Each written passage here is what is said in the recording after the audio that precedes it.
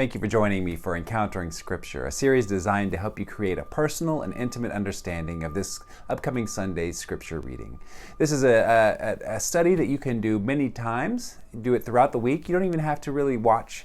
You can just listen, and it will help you in understanding the Scripture. We do this in 3 parts. The first reading, we engage with the Scripture just hearing it and allowing it to resonate in our spirits. The second reading, we go a little bit deeper and dig a little bit into the Scripture itself. And then the third reading, we again engage our imagination and allow our imaginations to wander as we hear the Scripture reading. And today, we're going to be using 2 different interpretations, the NRSV for the first 2 and the Message version for the last one. And so let's get started with our first reading of the text.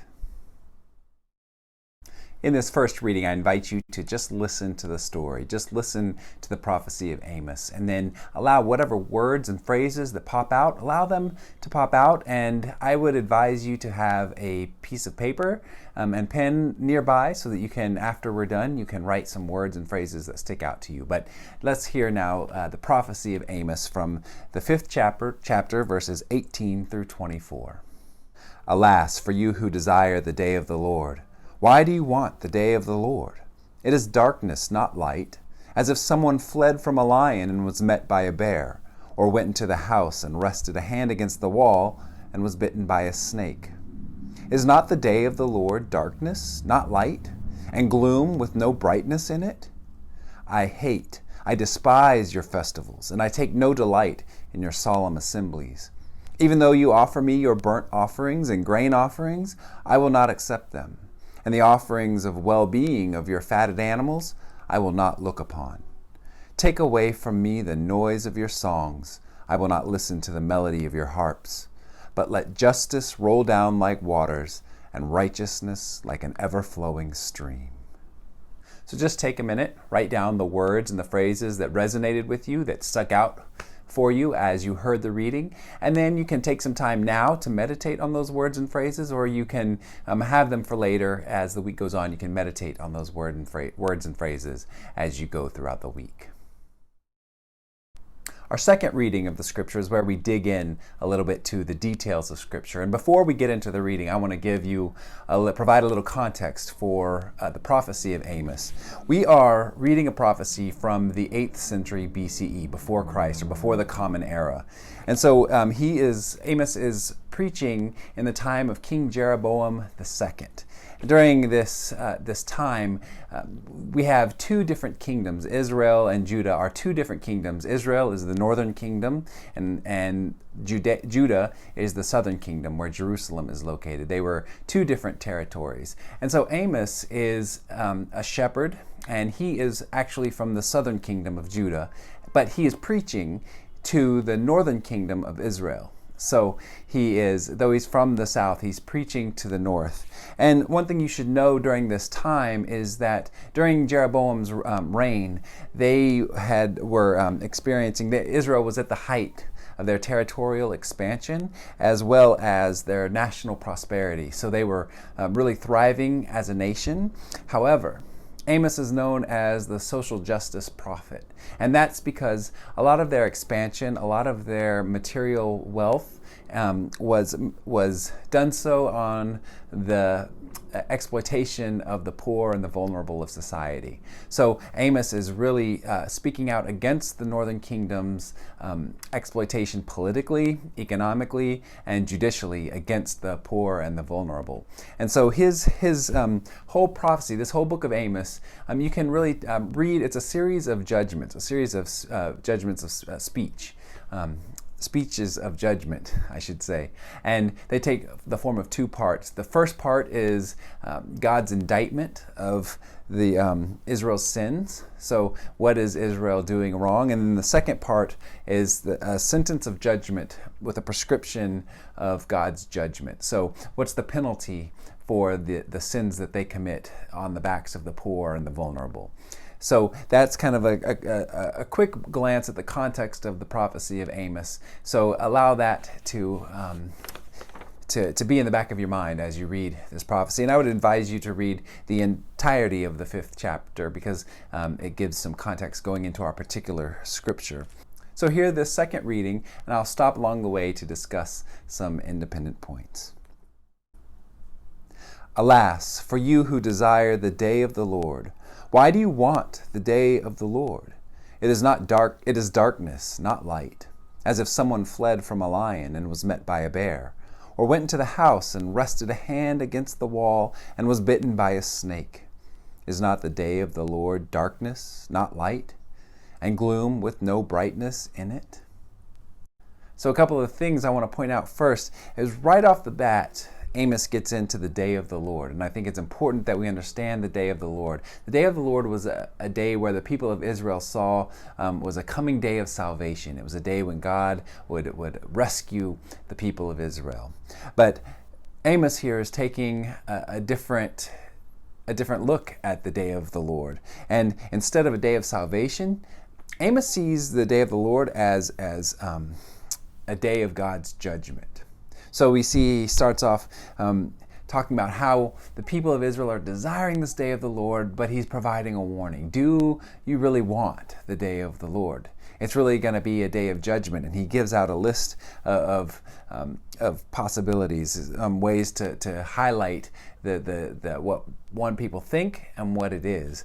He says it's a day of darkness, not light. So playing off this opposites, darkness, not light. And then he gives a couple of examples of fleeing from a lion and you're being met by a bear, or putting your hand against a wall and being bit by a snake. This idea that what we think is one thing is actually going to be another. We might be fleeing one thing and then get attacked by another. So this day of judgment is not going to be the salvation that the people of Israel really believe it's going to be. And so Amos is really pointing that out. He then continues, I despise your festivals, and I take no delight in your solemn assemblies. Even though you offer me your burnt offerings and grain offerings, I will not accept them. And the offerings of well-being of your fatted animals I will not look upon. Take away from me the noise of your songs. I will not listen to the melody of your harps.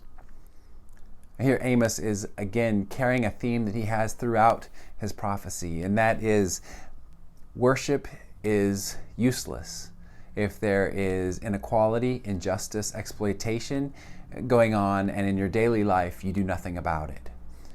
So he talks about the festivals, the solemn assemblies, kind of the burnt offerings and grain offerings, this idea of you're showing your piety, you're showing your religiosity, you're showing how faithful you are in the moment of worship.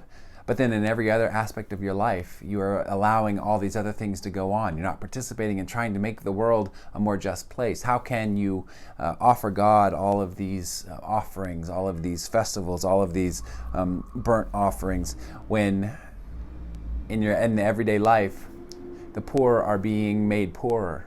When you're seeing the political class living a wealthy lifestyle of extreme wealth. In the meantime, people are going hungry. And how judges are accepting bribes. Judges are not even allowing the poor to be heard in their courts, which would take place in this time at the city gates. And you can read that earlier in this 5th chapter, how they would not even hear the people who are poor, their complaints. They would just kind of brush them off.